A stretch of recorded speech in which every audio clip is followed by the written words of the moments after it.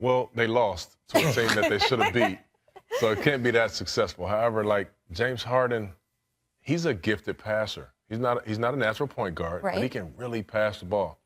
I said this even when he played in OKC. He was the best playmaker on the team. Really has a knack for it. However, you look at the game last night, at some point he's going to go back to what he does really, really well, and that's score the basketball.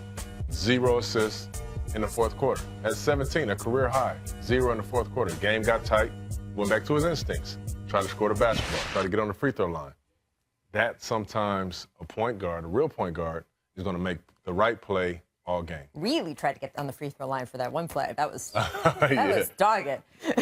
Well, none of this noise even, Matt. Like, point guard, let's just change the name of the position to dude who has the ball a lot. I don't care. He's always been this kind of player. That's not going to fit in the box score. Well, you can't say that around a point guard. You cannot do that. You can't do that, Zach. But what I'm saying is, none of this matters if they defend like that. If they defend like, you know what, they're just never going to win a lot of games. And their defense, I talked to Mike D'Antoni in his office before the game last night. I said, look, the only thing I've heard about how you're going to be a good defensive team is, well, we hired Jeff Bedzalik. And he said, look, what is Jeff going to do? He's not a wizard. He's not a magician. Like, we're going to have a scheme, and we're going to try and get guys to stick to it. They just don't have a lot of good defensive players. But, I mean, this was something your teams were known for. And yes, some of it was the skill of the defensive player. Some of it was that Tayshaun just had the longest arms in the world.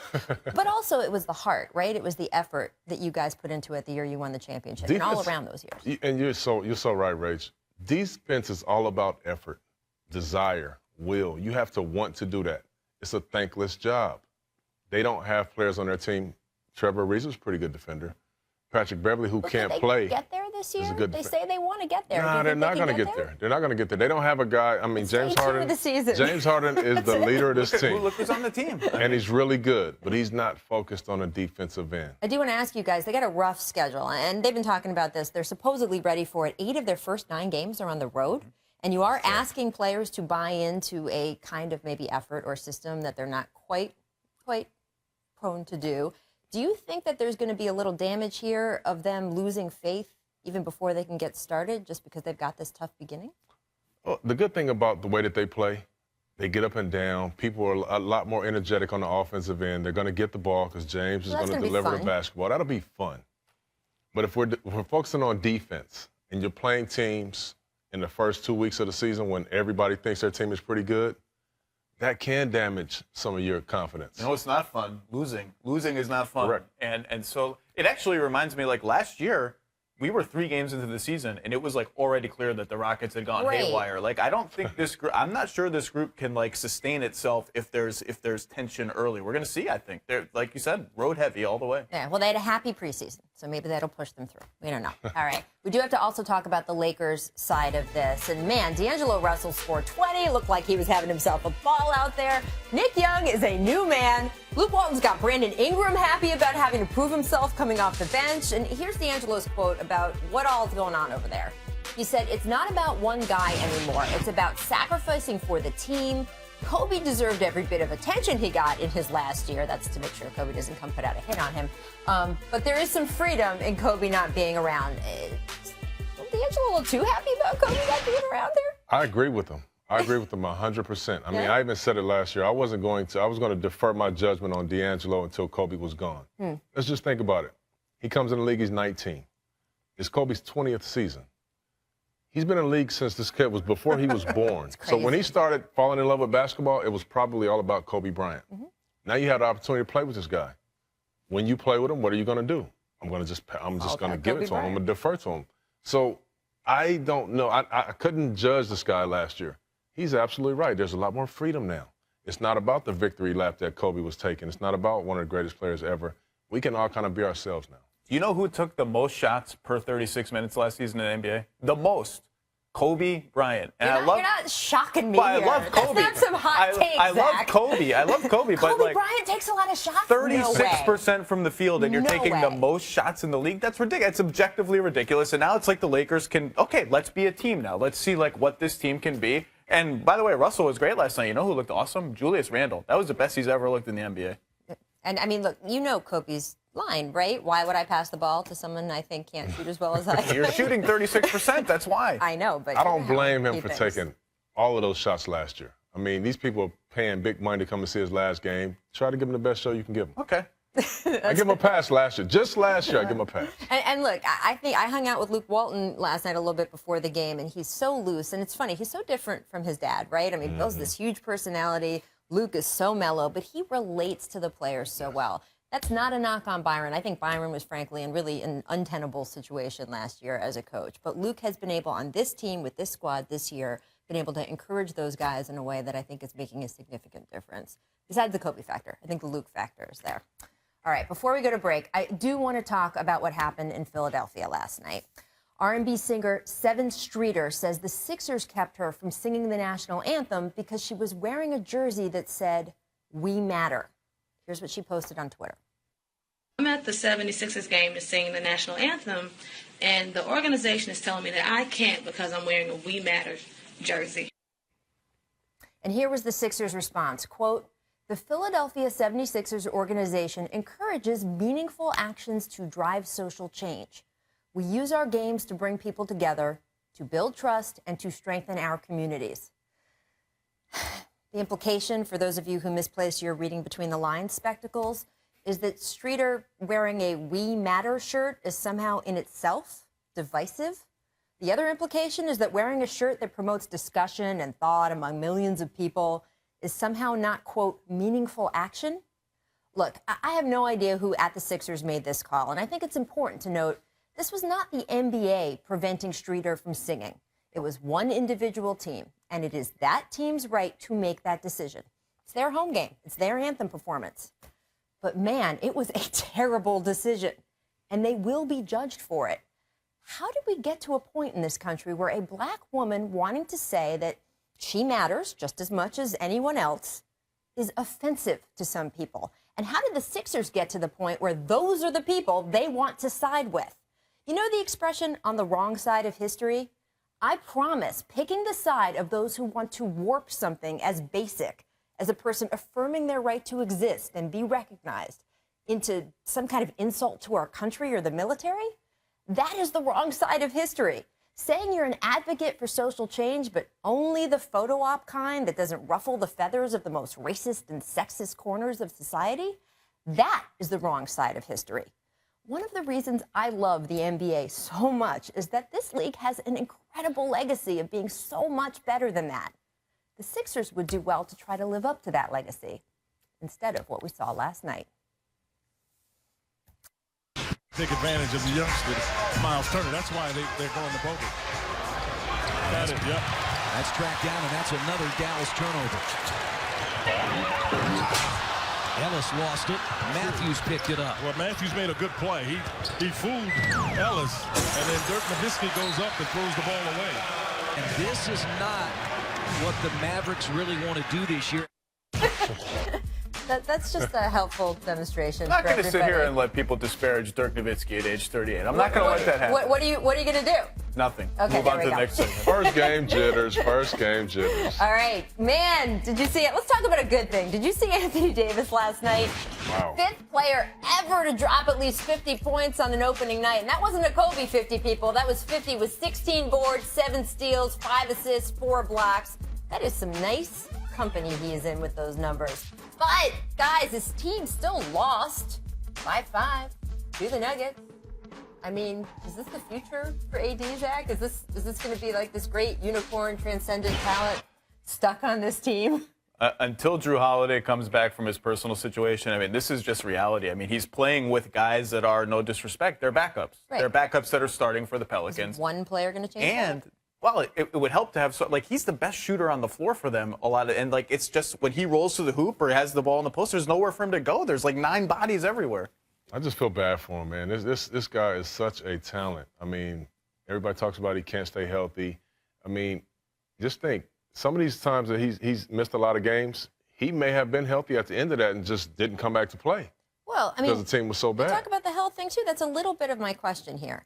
You have a guy who is clearly special. He is on a franchise that, as of yet, has not been able to put the right talent and players around him, and also, frankly, has not been able to keep him healthy or the players around him healthy. And there have been articles about their medical staff, and are they really borrowing too much from the Saints because they share some medical staff from that organization? And hey, football players and basketball players need different medical care. That's a little different. I mean, is he in an island in a place that maybe isn't the best place for him? Well, we talked about the Rockets, how it already feels like last year for the Rockets. It feels like last year for the Pelicans too. Like half their team is hurt. They don't have enough guys, and like if you start in the NBA like 1-8, you're kind of done. Like unless you're awesome, you're just not going to get back in the playoff race. And you know they really need Drew Holiday and just other starter level NBA players. Chauncey, were there franchises where you guys as players would know around the league, don't go there? They're not going to take care of you, or they're not going to put the team together. I'm not going to make you name names, but there's a few that you know when you're looking around the free agents, you're saying, nah, never mind. I want to be taken care of a little better than that. Right. And I'm not saying the Pelicans are that. I'm wondering whether we're in that situation. I don't know that they are or not, but I mean, watching him play and play so well with guys that just can't get it done for him just reminds me really of a guy that you guys are very familiar with, and that's T-Mac.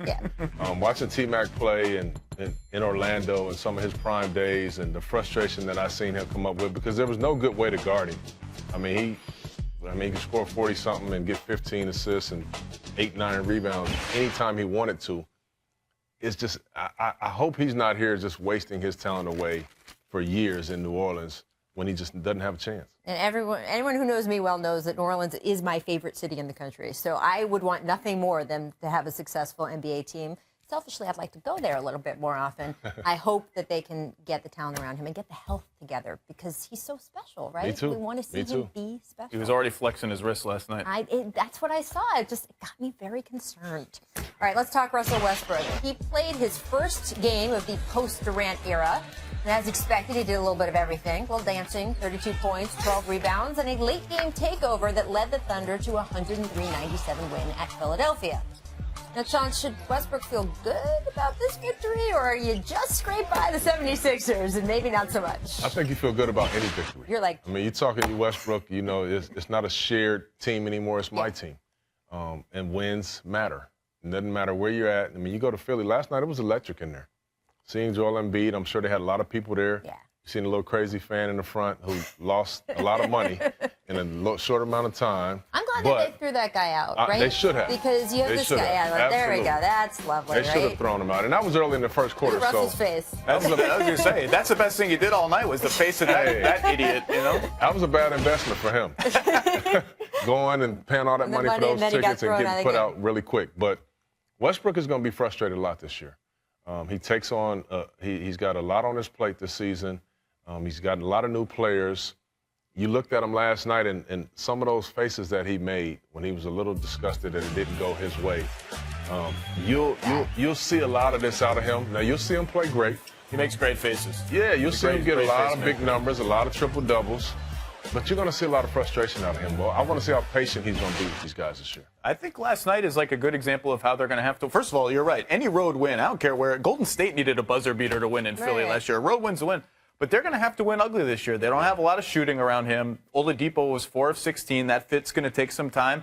They're like a battering ram. He's just going to have to batter the rim, and they're going to get a million offensive rebounds. It's not going to be pretty, but that's how they're going to have to win games. I think they'll win a decent number. If you had to give me the one way you think Russ's game is going to most change this year without KD there, what would it be?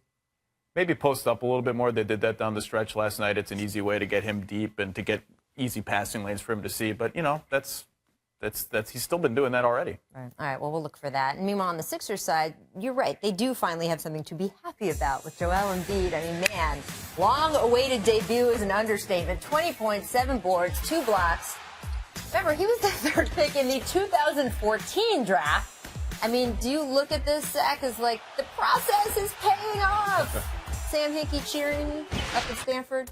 It's funny, like, the process is paying off, but Noel's hurt. Okafor's coming off the bench. Simmons is hurt. Michael Carter-Williams is gone. Like, it's like, this is the whole point, though. The process is if we can get 1 or 2 transcendent guys, everything else is noise. And, like, maybe Joel Embiid is a transcendent guy. I'm excited to watch him play. Can the dude pass once? He has no assists in preseason or regular games. 0 assists. Like, I might get an assist by accident if he threw me on the floor. Those are Kobe points. That was the distinction I was trying to make earlier. I'll tell you what, this kid's ceiling is unbelievable.